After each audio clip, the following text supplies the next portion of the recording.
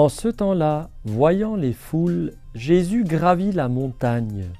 Il s'assit et ses disciples s'approchèrent de lui. Alors, ouvrant la bouche, il les enseignait. Il disait : « Heureux les pauvres de cœur, car le royaume des cieux est à eux. Heureux ceux qui pleurent, car ils seront consolés.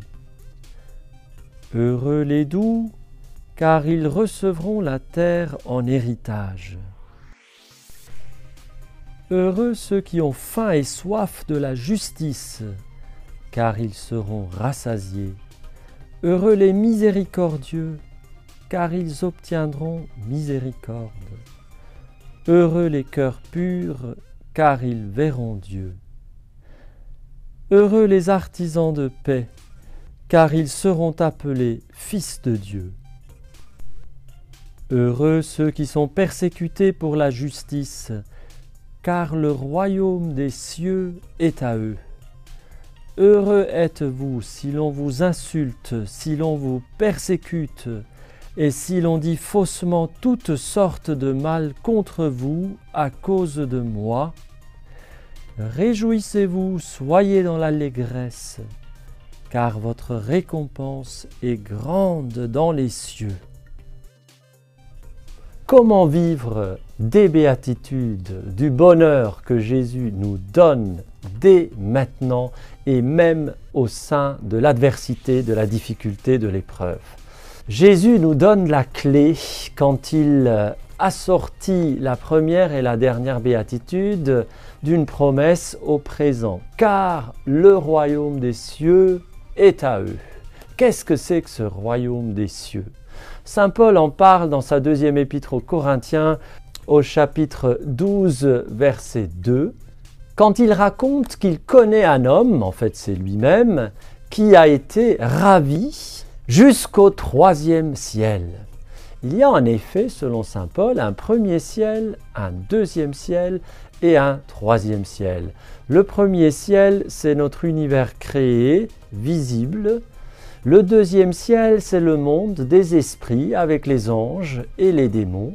Le 3e ciel, c'est la demeure de Dieu, là où demeure notre Père Céleste sur son trône, avec le Christ ressuscité qui se trouve à ses côtés, où nous-mêmes nous sommes déjà installés dans la foi spirituellement, parce que par le sang de Jésus, nous avons accès au Père. C'est Saint Paul, là encore, qui nous le dit dans l'Épître aux Éphésiens, chapitre 2e.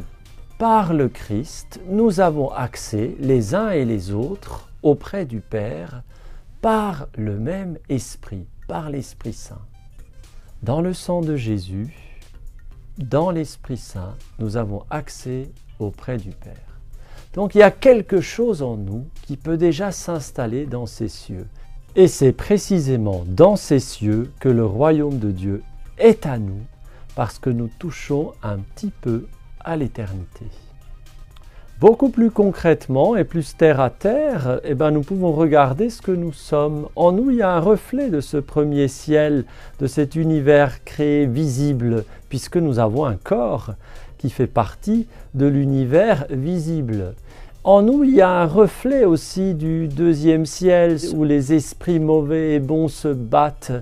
On pourrait dire que c'est en quelque sorte notre âme, notre psychisme, avec ses émotions, avec son intelligence, sa volonté, sa connaissance, ses affections, son amour. C'est un petit peu ce que Saint Paul appelle la chair, le vieil homme, l'homme charnel, dans le sens de la nature humaine blessée par le péché et qui s'est construite un peu par ses propres forces sur les décombres de nos blessures et de notre péché. Et puis il y a un 3e ciel, il y a un reflet du 3e ciel en nous, c'est l'esprit, notre esprit, qui est capable d'entrer en contact avec l'Esprit de Dieu, qui est appelé à la communion avec la personne de l'autre, communion spirituelle, et surtout à la communion avec Dieu. C'est pour cela que Jésus, dans l'évangile de Saint Jean, peut dire « Demeurez en moi comme moi je demeure en vous.